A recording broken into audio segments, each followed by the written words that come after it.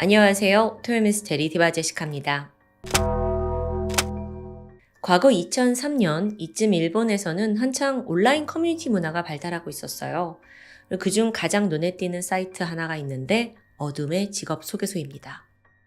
이 이름은 두 가지 의미를 가지고 있는데 첫 번째로는 그냥 말 그대로 어둠과 베일에 쌓인 직업 소개소다라는 뜻이고요. 실제로 두 번째 이 의미가 더 강한데 어둠의 직업, 그러니까 세상에 드러나면 안 되는 직업들을 소개하는 곳이라고 볼 수 있죠. 예를 들어서 보이스피싱, 이런 범죄에 가담할 사람을 공공연하게 여기서 구하는 겁니다. 실제로 사이트가 만들어질 당시에 일본에서는 보이스피싱이 활개를 치고 있었습니다. 이 범죄는 보통 이제 대포 통장에 돈을 입금하게 되잖아요. 그럼 이 돈을 현찰로 뽑아서 범죄 조직에 넘겨야 하는 그 사람이 필요합니다. 이걸 보이스피싱 수거책이라고 하죠. 사실 이거 당한 사람들이 처음에는 뭐 그냥 고액 알바인 줄 알고 했다. 근데 보니까 수거책이더라. 범죄인 줄 몰랐다 하는 케이스도 있습니다.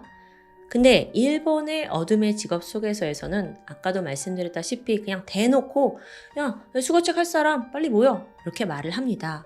근데 뿐만 아니라 이런 글도 있어요. 범죄 현장에서 사체를 회수할 알바생 구한다. 정말 섬뜩하죠. 이게 진짜 사실인지 아니면 그냥 사람들이 뭐 주작을 한 건지는 알 수 없어요. 그 외에도 남자 AV 배우를 구한다라는 글도 찾아볼 수 있었죠. 대충 어떤 느낌의 사이트인지 아시겠죠? 근데 이 게시판에 구인글만 있는 건 아닙니다. 서로 소통하는 커뮤니티도 있는데 질 좋은 사람들이 모일 리 없어요. 익명으로 소통을 하면서 허풍 떠는 게 얘네들 일인데요. 예를 들어 나는 야쿠자다. 나는 사람을 토막내봤다. 몇 번이나 해봤다.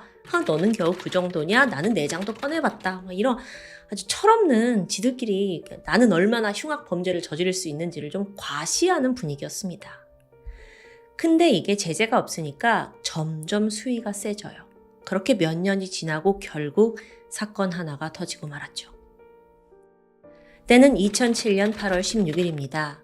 이 사이트에 도카이 지역 게시판이 따로 있는데 여기에 어떤 글이 올라오냐면 나 방금 출소했는데 도카이 지역에서 같이 작업할 사람, 한 건 할 사람 이런 글이었어요. 이 글을 올린 사람은 40세 남성 카와기시 켄지였습니다. 근데 여기에 또 댓글이 달려요. 오, 범죄? 사람 납치해서 돈 빼내면 우리 용돈 정도는 벌 수 있지. 이렇게 범죄를 제안하는 사람이 나타난 건데 그는 32살이었던 호리 요시모토입니다. 여기서 돈을 빼낸다라는 건 그러니까 납치를 하는 것뿐만이 아니라 수중에 있는 돈도 빼앗고 또 그 통장에 있는 계좌에 있는 돈까지 몽땅 인출하자라는 뜻이 돼요. 그러니까 강도를 제안한 거죠. 여기에 또 한 명의 유저가 합세합니다. KT라는 닉네임을 쓰던 36살의 칸다 츠카사. 또 뭐라고 하냐면 자기는 원래 보이스피싱을 주로 했대요. 근데 요즘 너무 돈이 없으니까 나도 강도짓 같이 할게. 그렇게 칸다가 참여 의사를 밝히면서 순식간에 3인조 강도가 결성됩니다. 카와기시, 호리, 칸다. 오프라인에서 만남을 갖더니 계획을 세우기 시작합니다. 이 중에 호리가 먼저 내가 평소 자주 다니던 빠칭코가 있는데 여기에 돈 많기로 유명한 손님이 있다. 그 사람 털자 한 거예요. 너무 좋다. 우리 그거 하자. 다음으로는 저기 저 집이 되게 현금이 많다더라. 저 집 털자. 좋다. 우리 셋이 같이 할 수 있다. 막 이랬어요. 근데 뭐 결론적으로는 이게 계획만 세웠을 뿐이지 범행은 수포로 돌아갑니다. 너무 다행이죠. 근데 그 당시에 셋은 지금 나는 범죄를 잘한다는 걸 막 과시하고 싶은 그런 분위기에서 이 셋이 결성됐잖아요. 근데 2번이나 실패했어? 그러니까 약간 약이 오를 대로 오른 상황이었던 겁니다. 그러던 어느 날 또 셋이 모여서 어떤 범죄를 저지를까 계획을 세우고 있는데 칸다가 입을 열었죠. 야, 나 사실 전직 야쿠자거든. 그러니까 뭐 마약, 권총 난 다 구할 줄 알아. 그걸로 우리가 좀 큰 돈을 벌 수 있지 않을까? 어떤 계획을 내놓냐면 마약을 얻어서 여성을 납치해서 그녀를 약물에 중독시켜서 성매매 업소에 팔자는 거예요. 와, 듣기만 해도 너무 끔찍하죠. 근데 돈의 혈안이 되어 있는 이 세 사람에게는 정말 솔깃한 제안이었습니다. 그래서 계속 또 회의를 거듭한 끝에 구체화하려 했죠. 근데 실질적으로 마약을 구하는 거, 성매매 업소와 접촉하는 거, 위험 부담이 좀 큰일입니다. 쫄았던 것 같아요. 그래서 내려진 결론은 야, 젊은 여성을 우리 납치하자. 그런데 돈을 뺏어야 되니까 기왕이면 20대 후반에서 30대 정도 어때? 특히 직장인 여성이 돈이 많잖아. 이쪽 여성들을 대상으로 삼게 된 거예요. 그런데 더 큰 문제가 있습니다. 이들이 계획한 게 단순 강도가 아니었다는 점이죠. 모르겠어요. 그 세 사람들끼리 모여있다 보니까 범죄를 좀 과시하고 싶었던 것인지 완전한 범죄를 위해 피해자 납치해서 살해하고 시신 산에다 유기하자. 이렇게 구체적인 방법까지 서로 약속하게 됩니다. 갑자기 강도에서 지금 살인까지 넘어간 거죠. 범행 디데이가 되었습니다. 3명이 카와기시의 차에 올라서 이 지역을 좀 드라이브하기 시작해요. 납치 대상을 물색하려고 한 거죠. 카와기시가 운전대를 잡았고 뒷자리에 칸다와 호리가 목장갑을 끼고 앉아 있었어요.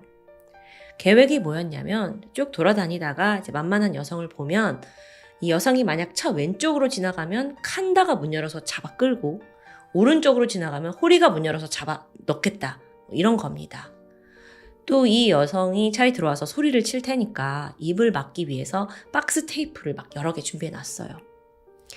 주로 ATM기가 있는 곳을 빙빙 돌았는데 여기 있다가 어떤 여성이 현금 뽑아서 인출하면 바로 납치해버리자 그런 생각이었죠. 그리고 이때 하필 그들의 눈에 띈 사람이 30대 여성 이소가이리였습니다. 그녀는 평범한 직장인이었어요. 근데 오래전부터 요리사의 꿈을 갖고 있었거든요. 그래서 용기 내서 얼마 전 직장을 퇴사했고요. 마침 사건이 벌어지던 그날에 동료들이 송별회를 열어준 거예요. 그걸 참석했다가 돌아오던 길이었습니다. 밤 11시 운전을 하고 있던 카와기시가 한적한 길을 홀로 걷고 있는 이소가이를 발견합니다. 보니까 회사 다니는 듯 세미 정장 차림이에요. 딱이죠. 돈 좀 있을 것 같은 직장인 여성. 일행은 곧바로 그녀를 미행하게 됩니다. 그렇게 5분, 10분 정도가 지났을까요? 이소가이가 차량의 오른쪽을 지나던 순간 벌컥 문이 열렸죠. 근데 아까 계획대로 납치한 건 아니었어요. 일단 호리가 차에서 내려서 아무렇지 않은 척, 마치 길을 묻는 척 좀 이렇게 편안하게 이소가이에게 다가갔고요. 더 가까워지자 갑자기 그녀의 입을 막고 몸을 결박했죠. 그대로 끌고 와서 뒷자리에다 그녀를 우겨넣습니다. 그러면 차 안에서 기다리고 있던 칸다가 그녀의 몸을 착 잡아당겨서 차 안으로 넣는 거예요. 그렇게 이소가이는 너무도 순식간에 낯선 차량 안으로 빨려 들어가고 말았습니다. 이후 세 사람은 야, 너 가진 돈 다 내놔. 비밀번호도 불어. 그럼 우리 너 죽여버릴 거야. 금품을 요구합니다. 근데 차 안에서 3명이나 되는 남성들이 지금 납치하고 협박을 하니까 얼마나 무섭겠어요. 그래서 이소가이가 막 빠르게 가지고 있는 한 60만 원 정도 되는 현금, 또 카드가 된 지갑까지 전부 다 내놓게 됩니다. 다 뺏겼죠. 이후 일당은 그 카드의 비밀번호를 알아내려고 협박을 하게 돼요. 근데 이 과정에서 성폭행까지 시도하게 되죠. 그런데 예상외로 이소가이의 태도가 강경합니다. 아무리 협박을 해도 비밀번호를 말하지 않는 거예요. 이게 왜 그랬냐면 사실 이소가이가 막 퇴사를 했고 요리사의 꿈을 가지고 있다고 했잖아요.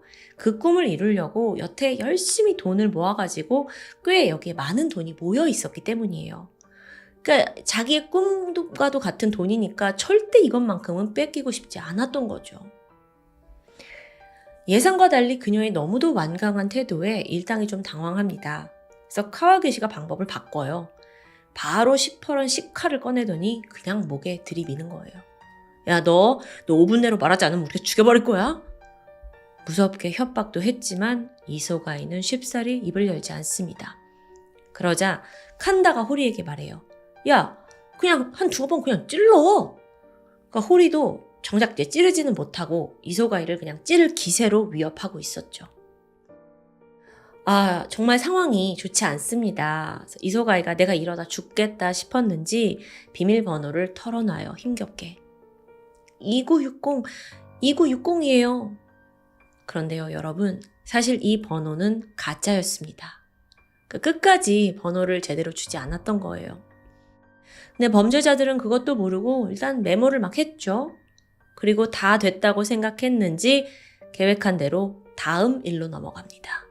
그건 바로 이소가이를 살해하는 일이었어요. 그 과정은 참혹하기 그지없습니다. 하나하나 설명을 드릴 건데 이 과정이 또 길어요. 일단 뒷자리에 있던 일당들이 그녀의 목을 졸랐습니다. 근데 이소가이가 좀 힘들어만 할 뿐 숨이 끊어지진 않았죠. 그러자 이번엔 호리가 이소가이 목에다가 밧줄을 감았고 그걸 카와기시랑 각각 양쪽에서 잡고 힘껏 잡아당깁니다. 근데 이것도 밧줄 감는 방법이 능숙하지 않았는지 아무리 당겨도 그냥 밧줄이 목에서 빙빙 돌아가더라고요. 결국에 실패합니다. 이어서 호리가 안 되겠다 싶었는지 준비해둔 금속 배틀을 꺼내요. 그리고 이소가의 머리를 강하게 내리쳤죠. 한 번이 아니었어요. 한 번, 두 번, 세 번. 이렇게 내리치니까 상처가 났고 그 피가 툭 하고 차 안에 튀게 됩니다. 근데 호리가 이거에 너무 놀란 거예요. 그래서 그냥 배틀을 놓치고 말죠. 이소가이는 정신을 잃고 말았는데 이제 셋이서 됐다 죽었다 싶었는데 잠시 후 살려주세요. 저 죽기 싫어요. 이소가이가 깨어나서 정말 마지막 필사적으로 애원을 하는 겁니다. 근데 이게 범죄자들한테 들릴 리 없죠. 오히려 야 어떻게 얘 아직도 살아있잖아. 또다시 그들은 무언가를 준비합니다. 그들에게 남아있는 흉기는 테이프였어요. 그녀의 머리에다가 테이프를 감기 시작했죠. 질식사를 노린 건데요. 이 세 명 정말 너무 끈질겨요. 근데 테이프를 이렇게 붙이면 작은 틈이 생기잖아요. 천만다행으로 이소가이가 아주 약하게나마 숨을 쉴 수 있었던 겁니다. 그래서 범인들의 생각대로 죽지 않았죠. 그러자 범죄자들은 아예 그녀의 머리에다가 비닐봉지를 씌웠어요. 그리고 그 위로 다시 한번 테이프를 감았고요. 이게 또 끝이 아니었죠. 마지막 확인 사살을 위해 정말 이 여자 제대로 죽여야 된다라고 생각을 했는지 금속 배틀을 집어서 머리를 구타합니다. 한 번, 두 번이 아니고 무려 30번이나요. 그렇게 이소가이를 납치한 지 3시간 만에 그녀는 아주 끔찍한 방식으로 정말 모든 고통을 다 느껴가며 숨을 거두고 말았습니다. 살해였긴 하지만요. 너무도 장시간의 구타와 호흡 곤란, 사실상 고문이나 다름없었어요. 근데 이후에 이 범죄자들은 현금 가지고 룰루랄라 자판기에서 생수 하나 뽑더니 몸에 묻은 피 닦아내고 바로 옷을 갈아입습니다. 이들에겐 다 계획이 있습니다. 이후 시신을 태운 차량은 범행 장소에서 수십 킬로미터 떨어진 곳을 향해 달려갔고요. 기우현 미즈나미시 이나트초 인근 야산에다가 시신을 유기합니다.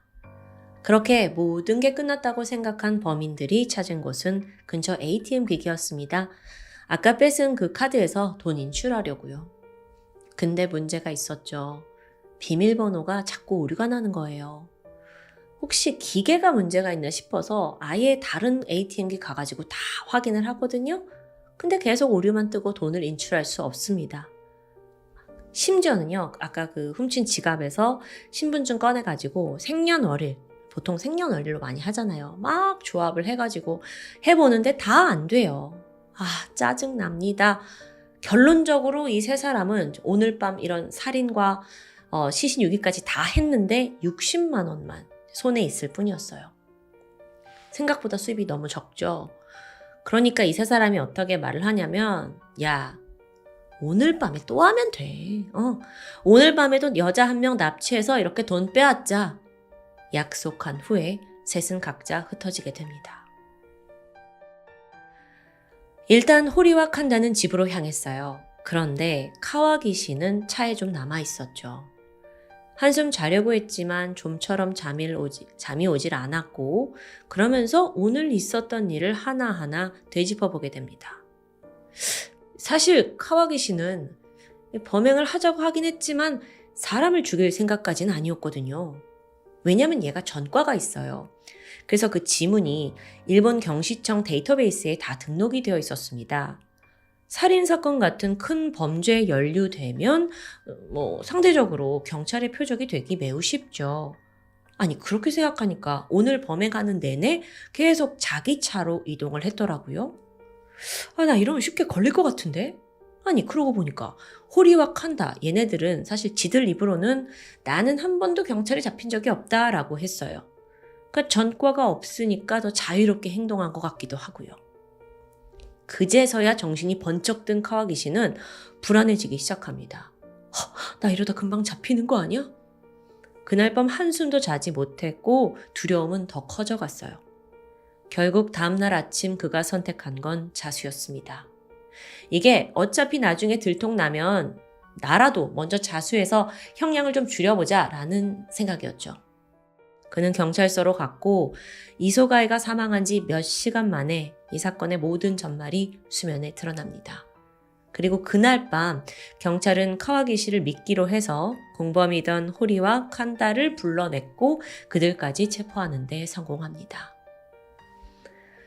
이들이 검찰에 송치됐고 이 잔혹한 범죄, 또 유례없는 범죄가 세간에 알려지게 됩니다. 일본 열도는 그 당시에 굉장히 큰 충격을 받게 돼요. 왜냐면 지금만큼이나 인터넷이 크게 발달하지 않았던 2000년대 초반이기도 했잖아요. 근데 온라인에서 지들끼리 만나가지고 얼굴도 모르는데 범죄를 모의하고 살인까지 저질렀다? 이게 당시로선 너무 기괴했던 겁니다. 그래서 이 사건은 일명 어둠의 사이트 사건이다 라는 별명이 붙게 돼요. 재판이 진행됐습니다.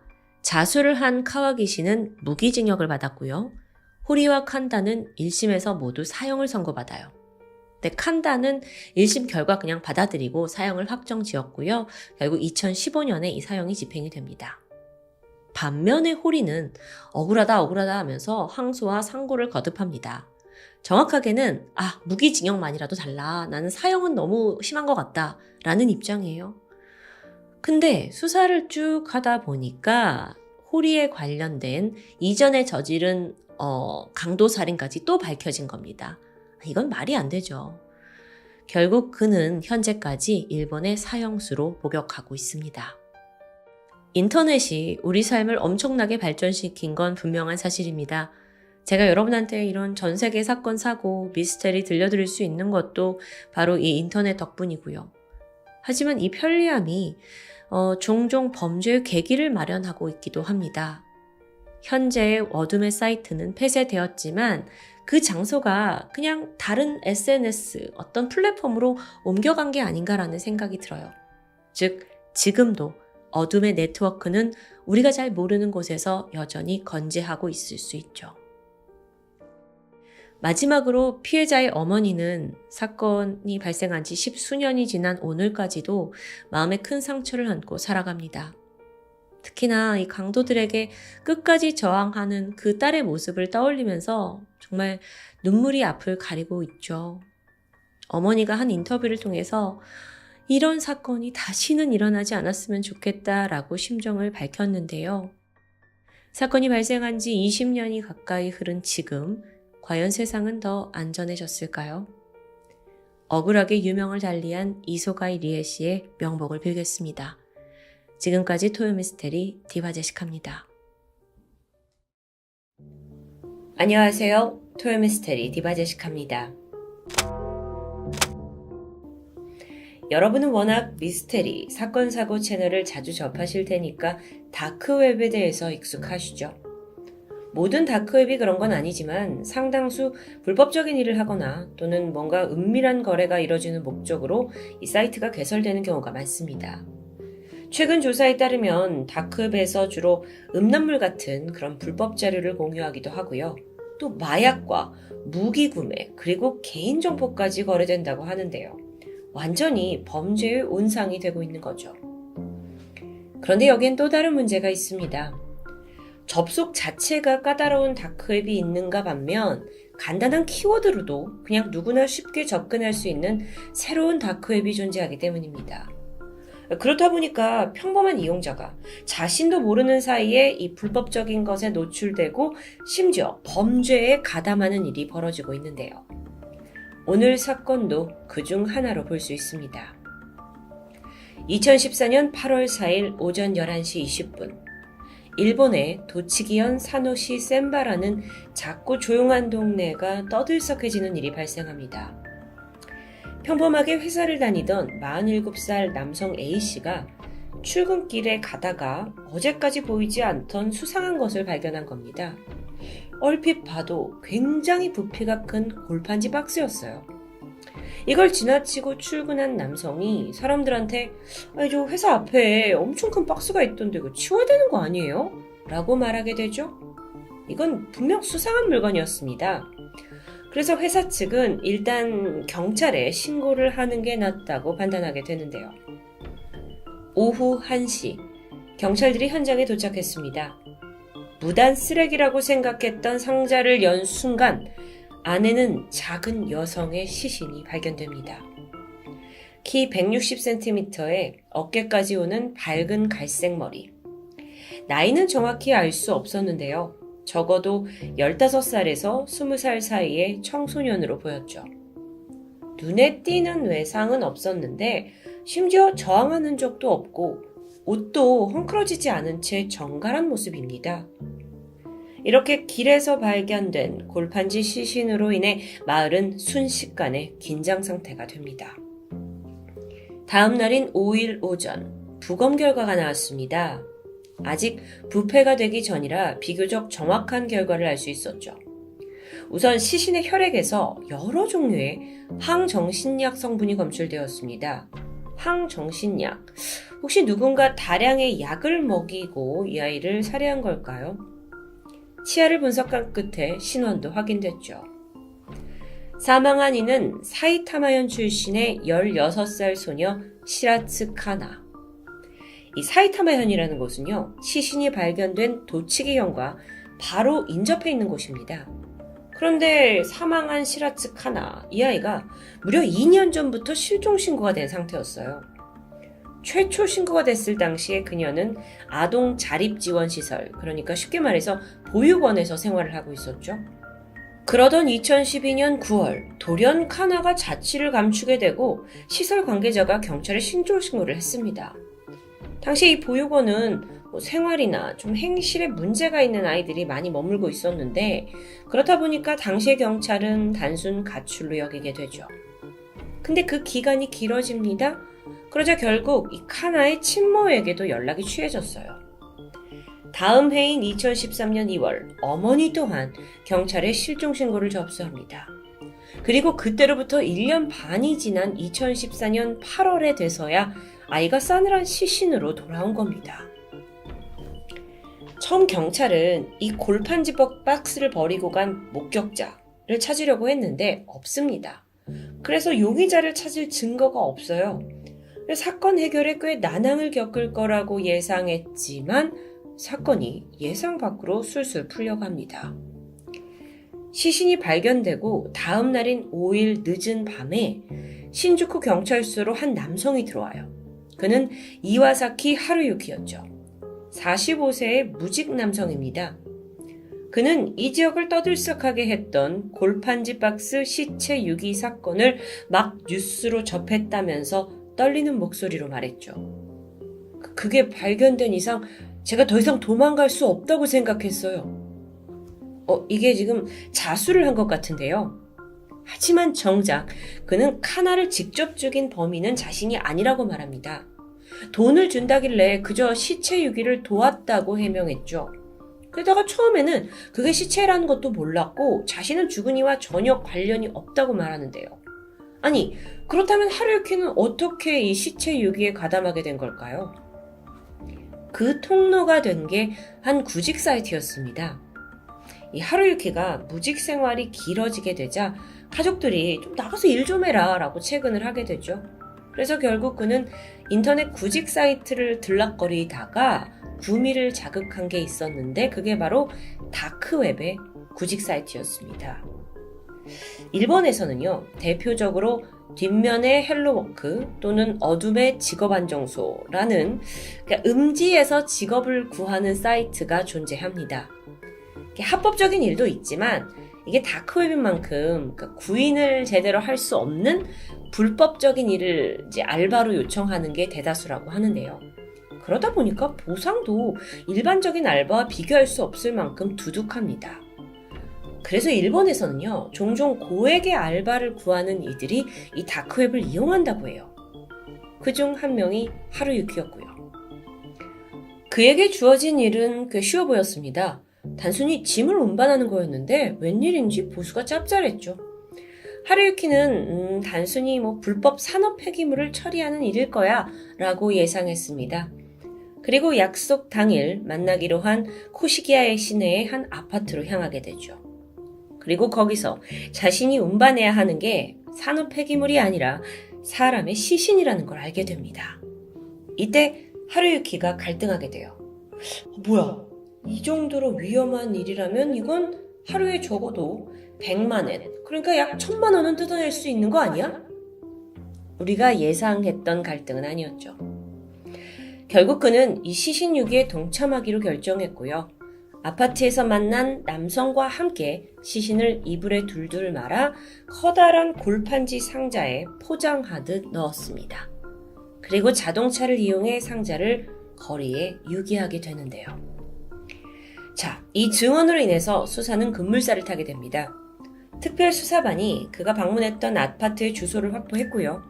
거기에 거주하고 있던 30살 남성 쿠리바야시 토오루를 새로운 용의자로 지명수배하게 돼요. 그리고 일주일이 채 지나지 않은 8월 12일 사이타마시의 한 공원에서 경찰은 마침내 쿠리바야시를 체포하는 데 성공합니다. 여긴 시신이 발견된 곳에서 약 60km 정도 떨어진 곳이었습니다. 경찰이 당시 택시에서 내리고 있는 쿠리바야시를 손쉽게 제압했다고 해요. 현장에서 체포된 쿠리바야시는 모든 걸 체념했는지 곧장 자신의 범행을 시인합니다. 사건 이후에 시내에 있는 한 사우나에서 계속 은신했던 게 알려졌죠. 자, 그렇다면 이제 가장 중요한 부분이 남아 있습니다. 살해 동기가 뭐냐는 겁니다. 아니, 무엇보다도 이 피해자, 청소년이었던 시라츠 카나와 쿠리바야시는 어떻게 만나게 된 걸까요? 이에 앞서서 먼저 피해자 아이에 대해서 좀 더 알아봐야 할 것 같습니다. 카나는 초등학생 때까지만 해도 엄마와 또 3명의 언니 사이에서 예쁨을 받으며 성장했습니다. 중학교에 가서도 테니스부 활동을 하면서 아주 건강하고 활기 넘치는 아이였죠. 근데 중학교 2학년쯤 가세가 급격히 기울었습니다. 결국에 아이들을 제대로 돌보지 못하겠다라고 생각한 엄마는 막내였던 카나를 보육시설에 맡기게 됩니다. 모든 게 가난 때문이었죠. 해당 시설이 불량한 아이들이 많은 곳이긴 했어요. 하지만 카나가 행실이 나쁜 아이는 아니었습니다. 가정 형편 때문에 여기에 오게 된 거니까요. 오히려 아이는 아주 빠르게 적응했다고 해요. 시설에 있는 어린 아이들과 잘 놀아줬고 또 운동 실력이 좋아서 아이들에게 인기도 많았고요. 꼬마들이 카나짱이라고 부르면서 그녀를 잘 따랐다고 하는데요. 이렇게 잘 살고 있나 싶었지만 카나의 마음 한켠은 어두웠습니다. 아니, 갑자기 집을 이렇게 떠나서 보육시설에서 엄마 없이 생활한다는 건 당시 14살이던 소녀가 감당하기엔 분명 힘든 일이겠죠. 게다가 이 시설의 생활 규칙이 꽤나 엄격합니다. 오전 6시 반에 일어나야 되고 아침, 점심, 저녁을 딱 그 시간에 먹어야 돼요. 유일한 오락거리라고는 텔레비전을 보는 건데 그것도 저녁 7시부터 8시 사이 딱 1시간만 볼 수 있는 거죠. 그렇다 보니까 카나가 나 이 시설을 빨리 나가고 싶다 라고 자주 호소했는데요. 함께 지내던 아이들에게도 나 밖에 나가면 염색도 하고 피어싱도 할 거다 라면서 자유로운 생활을 꿈꾸게 되죠. 그리고 얼마 지나지 않은 2012년 9월 결국 시설에서 도망쳐 나옵니다. 이후에 행방불명이 된 거예요. 실제로요, 그 사건 현장에서 그 죽은 채 발견된 아이는 머리 전체가 밝은 갈색이었죠. 그리고 앞머리 일부를 빨갛게 탈색한 모습이었습니다. 왼손에는 반지, 팔찌 같은 액세서리를 착용했고 또 피어싱도 하고 있었는데요. 사실 카나가 이 시설 출신인 아이인데다가 또 이렇게 자유분방한 모습으로 발견이 되면서 이 사건 초반에 이 아이는 불량한 아이다 라고 오인받기도 했다고 합니다. 안타깝죠. 어쨌든 시설을 나간 후에 카나는 사이타마현 한 음식점에서 알바를 시작했습니다. 그리고 그곳에서 운명처럼 손님이었던 쿠리바야시를 알게 되죠. 실제로 이 시내에서요, 쿠리바야시가 어린 소녀와 함께 술을 마시는 걸 목격한 사람들이 덜어 있습니다. 카나는 당시에 이제 15살, 16살이 되던 때였는데 미성년자죠. 근데 남자는 개의치 않았습니다. 게다가 둘은 이 사이타마현에 있는 한 아파트에서 동거를 시작하게 돼요. 참. 범인 쿠리바야시 증언에 따르면 이때에 자신은 굉장히 카나를 아꼈는데 아이의 심리 상태가 불안했다고 말해요. 그래서 보호자이자 친구로서 그녀와 함께 살기로 했다는 쿠리바야시. 너무도 주관적인 해석이죠. 나이 차이가 몇 살인데요. 어쨌든 그의 주장에 따르면 카나는 당시 우울증 약을 복용하고 있었습니다. 이 약이 또 신분증이 있어야만 구매할 수 있었는데 쿠리바야시가 대신 아이를 위해 약을 구해다 줘요. 그러던 2014년 8월 카나가 집에 혼자 있고 싶다고 해서 쿠리바야시가 그래라 그러면서 자기는 차에서 하룻밤을 홀로 보냈다고 말합니다. 그리고 다음날 오전 집에 돌아보니까 카나는 이미 숨을 거둔 상태였죠. 약을 과다 복용했는지 스스로 목숨을 끊은 것 같았습니다.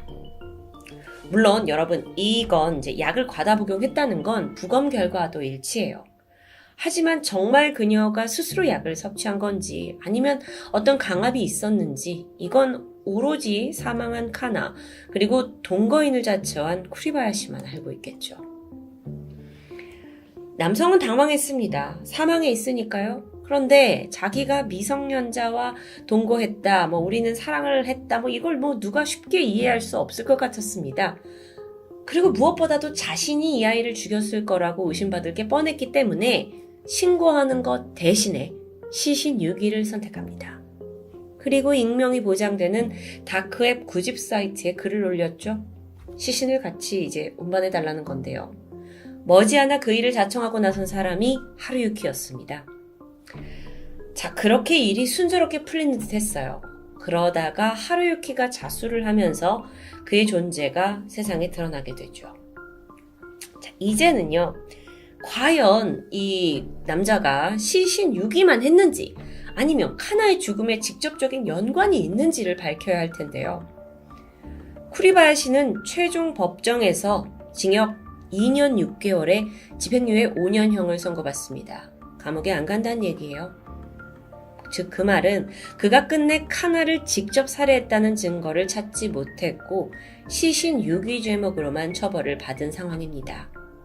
그를 도왔던 이와사키 하루유키 역시 징역 2년, 집행유예 4년의 판결을 받았습니다. 겨우 15살 어린 소녀에게 벌어진 비극. 설령 그녀가 극단적인 선택을 했다 하더라도 과연 주변에 있던 어른들은 아무런 책임이 없는 걸까요? 생활고를 이유로 딸을 시설에 맡겼던 엄마, 그리고 사춘기 소녀의 아픔을 외면한 관계자들, 거리를 떠도는 미성년자를 유인하고 착취한 성인 남성, 게다가 숨진 그녀를 차가운 길바닥에 유기할 계획을 짜고 돈에 눈이 멀어 이걸 실행에 옮긴 사람까지. 한 소녀를 둘러싼 어른들의 행태가 참담하기 그지없습니다. 이 사건은 인터넷 불법 구직 사이트의 존재를 일본에 널리 알리게 되면서 경각심을 불러일으켰죠. 특히나 돈만 주면 뭐든 한다 라고 나서는 사람들이 꽤 많다는 현실이 들춰집니다.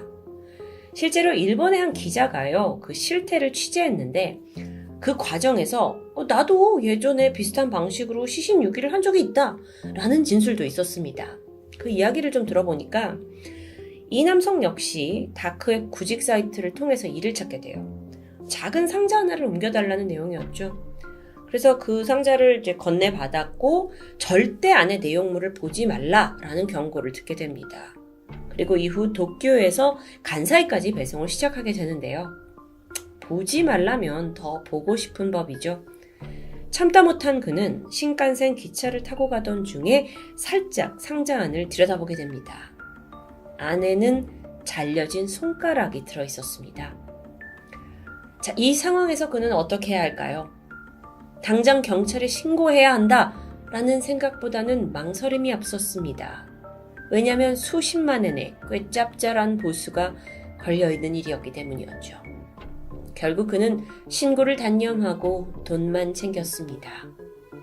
이게 추악한 인간의 본성일까요?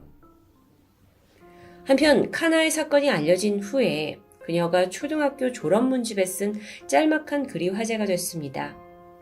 20살이 되어 있을 자신에게 한마디 남겨두는 내용이었는데 거기에 카나가 이렇게 적었죠. 20살이 된 카나야, 카페 오픈할 꿈은 이뤘니? 언제나 건강하게 달려가자. 소녀의 꿈은 끝내 영원히 이룰 수 없게 됩니다. 지금까지 토요미스테리 디바제시카였습니다.